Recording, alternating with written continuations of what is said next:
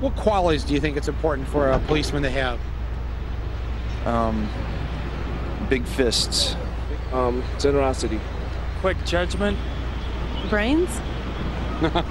Well, usually that's true, but not in this town in Connecticut that we went to. All right. Yeah, if you have no brains, you're going to do well. But if you got brains, well, our correspondent Jay Martell will show you what I mean. In the Connecticut town of New London, a man was turned down by the local police department for scoring too high on an intelligence test. Meet Robert Jordan, bird lover, and a guy who's just too darn bright to be a police officer. The personnel director said they didn't want to hire somebody with too high an IQ to be a cop in that town because he thought that anyone who was reasonably intelligent would quickly become bored with the tasks associated with being a patrol officer. What's the test that you took that eliminated you from consideration for police work? The Wonderlic. The Wonderlic is a test used by hundreds of police departments and other employers to determine who to hire. Robert Jordan wasn't hired because he answered too many questions like this one correctly. In the set of the words below, which word is different from the others? Beef, mackerel, veal, bacon, or lamb? According to the Wonderlic, Robert's score qualified him to be a lawyer, but it was too high for him to be a cop. Well, if you ask me, I want any cop patrolling my street to know the difference between meat and a mackerel. I went to talk to Richard Brown, the town manager of New London and the man responsible for rejecting Robert Jordan's application. What the test did was establish various ranges, and through some statistical correlation, they determined that people within certain ranges achieved a degree of job satisfaction and were likely to be happy and therefore stay on the job. See, this is the Wonderlic score preferred for police, and here it is for insurance salesmen. And it's actually higher for insurance salesmen, and I'm just wondering, like, I mean, if you wanted to call a cop, you'd want someone who is smarter than an insurance salesman. Not necessarily. Not necessarily? I couldn't believe anyone would actually want dumb cops. I needed to make sure that town manager wasn't pulling my leg. In the set of the words below, which word is different from the others? Beef, mackerel, veal, bacon, or lamb? Can't say anything else, sir. If I ordered 3 donuts at 25 cents each, how much would the total be? We got to drive over to New Haven, 150 miles. If we drive the speed limit, how long will it take us? To New Haven, 150 miles? I don't know, you'd have to, 55 miles an hour. I don't know how many miles to New Haven. 150. 150? Right. I don't know. We're driving to Hartford. It's 150 miles away. If we drive Hartford is 30 miles away. It's 30 miles away? If we drive the speed limit, how long will we get? How long? 45 minutes. 45 minutes? Uh-huh. Okay. Are you with the New London Police? No. Oh, okay. Makes sense. Excuse me, officer. How far is it to Hartford?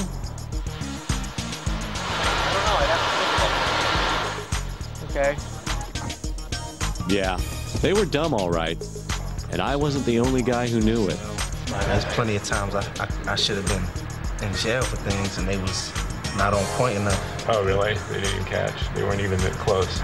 They get things late, you know what I mean? They're always like 2 or 3 beats behind, sounds like. Yeah. It doesn't concern you at all that the criminals may be testing higher than the cops? Nope.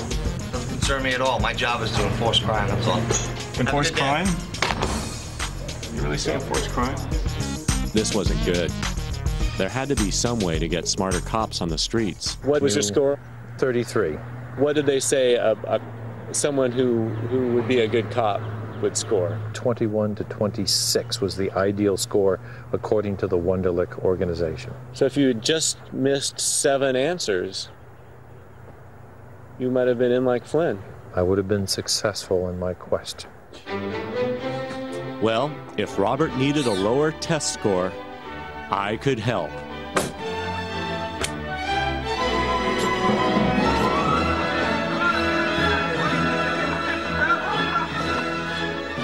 After a day of busy preparation, Robert was ready to retake the Wonderlic. Ready? And it was vital to the safety of the community that Robert score very, very low.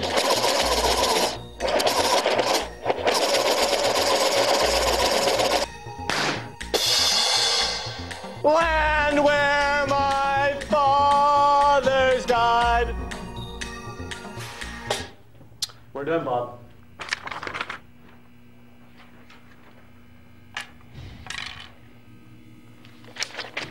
Perfect, Bob. 21. You did it, man. You're going to be a cop.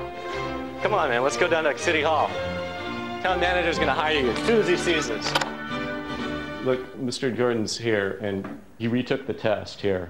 Look, he didn't score very well at all this time. It's 21. He scored 21, see? I spent the whole day with him, and he's really not that bright. He's been working on this Rubik's Cube all morning. Right here. I'm asking you to leave.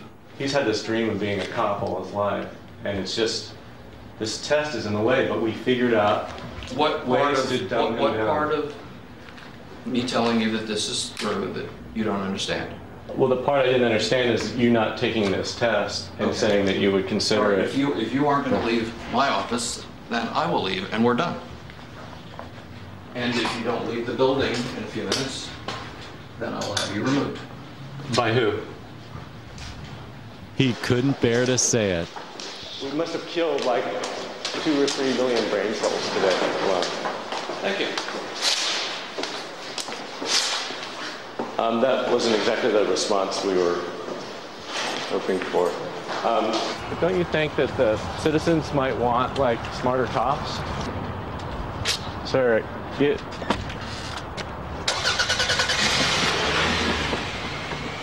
I was beginning to get the feeling that Robert Jordan would never be a New London police officer. But I did know someone who might need a smart cop. We like smart cops on our show, and that's why tonight we decided to give Robert a job right here on our staff to be one of our security guards. So, you know, we appreciate your intelligence. Thank you for being here. Thank you for the opportunity you afforded me here. Well, it's great to have you here. And by the way, what's the square root of 36? I think it might be 6.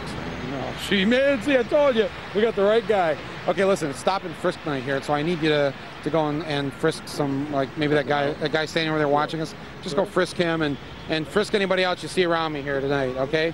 All right. We'll be back with more of Stop and Frisk Night right here on the Awful Truth right after this.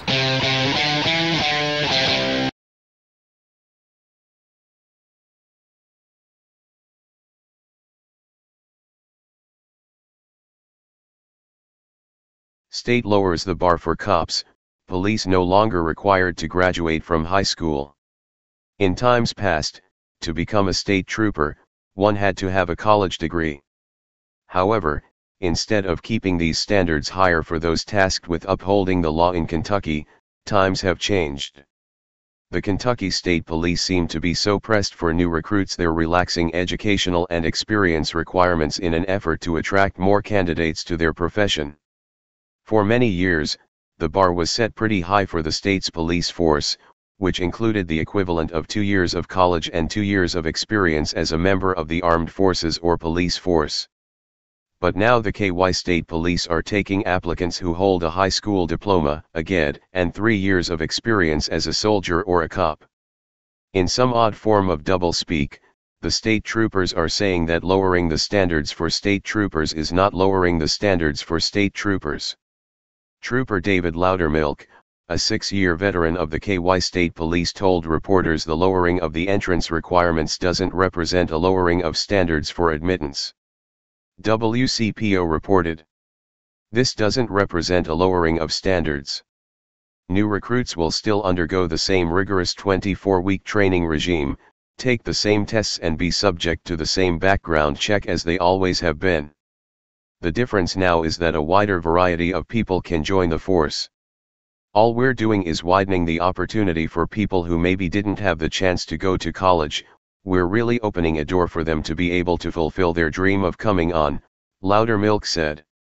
Image, http://pixel.watch/QT7. Read more. Horrifying video shows cop sick canine on infant daughter of a man they mistook for a suspect. Coincidentally, as the Free Thought Project has pointed out in the past, the training requirements for hairdressers are oftentimes 2- or 3-fold longer and more rigorous than training for police. In Kentucky, a licensed cosmetologist is required to undergo twice as much training as a state trooper. It has been the stance of the Free Thought Project that police require more training, a thorough education in the law, and a escalation of conflict techniques which go way beyond a summer police academy. Kentucky's decision to lower the bar leaves more questions than answers as to how their policy change will benefit the public it is sworn to protect. Already, as TFTP has observed and reported, there appears to be a preponderance of state patrolmen who are abusing their badge and authority, often violating the civil liberties of people with whom they interact.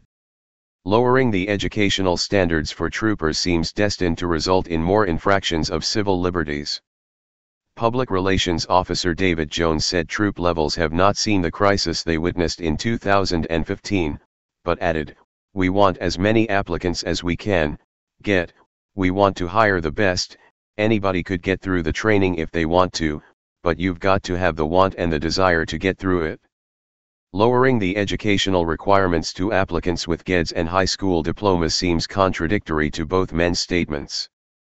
Not only does it seem as though Kentucky has lowered its standards, but asking for the best applicants while being content to accept those who were unable to even graduate high school is contrary to logic. Read more. Graphic video shows killer cop shoot an unarmed fleeing man in the back, killing him. In a state where the cost of living is much lower than in other states, Kentucky pays its first-year state troopers about $40,000 per year.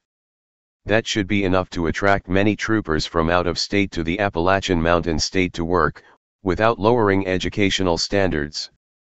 Dropping the state standards to those with a basic education has many scratching their heads wondering and asking the question, why? Lowering the bar should come as no surprise given the fact that a federal court ruled police departments across the nation can discriminate against applicants who are too smart.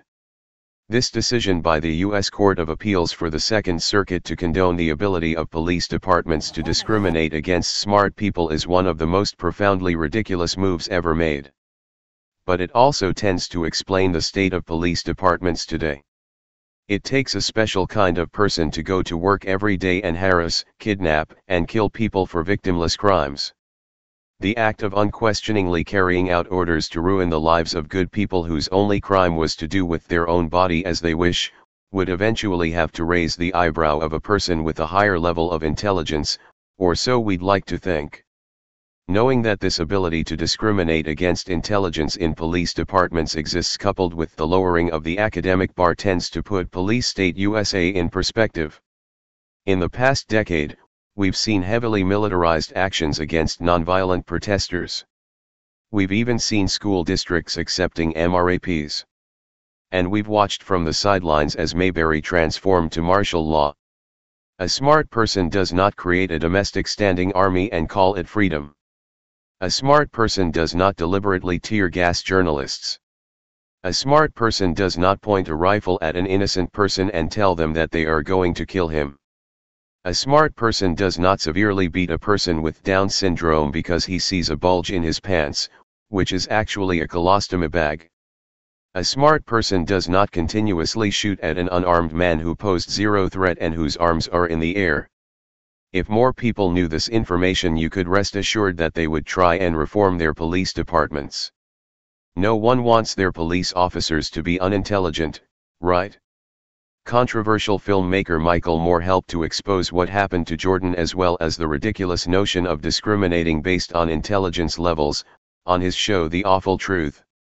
The 8-minute segment, while hilarious, paints an ominous picture of adhering to such tactics. Hey Charlotte County, this is Charlotte County Cop Watch, and I wanted to explain what fair use is. You can use pieces of news articles if you're doing it for news reporting, you have commentary, and you're doing it for education purposes. So that's what fair use is, as you can see right here. Another reason why I wanted to make this video is to let you know I have just joined with Patreon. A nice thing with Patreon, I make no money on YouTube. They took the money away years ago. And so this is another way to give, and it's a nice thing too because you can give monthly. You can give $1, $5, $10, whatever. I do 4 to 5 hours a day on trying to wake the sheeple up on how corrupt it is and different ways that you can fight the corruption. So Patreon is a way that you can do it, and then of course the old way is still there. Donate to Sheriff County Cop Watch with PayPal or credit card. So keep that in mind. 4 to 5 hours a day. I make no money, but the corruption happened to me, and I'm sick of it, so I'm trying to wake people up. But my wife would love it if if we could get some help out there. There's 47,000 subscribers. Just think if each one of you subscribers just gave let's say actually, yes, $1 a month. 47,000 subscribers gave $1 a month. That would be awesome. That's not going to happen. But anyways, that would be great if it did happen. But, do the math in your head. Just think about it. Like I said, 4 to 5 hours a day. I get no money from YouTube. YouTube has gone nuts. You can't do anything anymore. They're taking the money away everywhere. So these are a couple different ways that you can still help out with all this time that I put in. And as you know, I'm in a special situation where, at least I can do it, 4 to 5 hours a day. We have a cleaning company during the day. That's what allows me to do this, and we're debt-free. So this is my hobby. I don't go fishing and all that other crap. I try to save the world. So help me out to make the wife happy, man. In fact, if you guys did give $1 a day, and there was 47,000 of you, and you did it, and each of you gave $1, and that was every month, oh my God, yes, I could quit. I could start suing them. Another idea too that we have is, if I got, some funds, we could actually contact everyone that has been ticketed and or arrested and put in jail and start sending them postcards to let them know we're here, and to see if everything went all right, and if it didn't, find out their story. So we could even do more investigations and more lawsuits. Lawsuits take money. So just think about that. 47,000 of you so far right now. $1 a day. $1 a month on Patreon, or $5 a month Patreon, 10, 20, whatever. Just do the math in your head. Help out. This is a lot of work every single day. Thanks.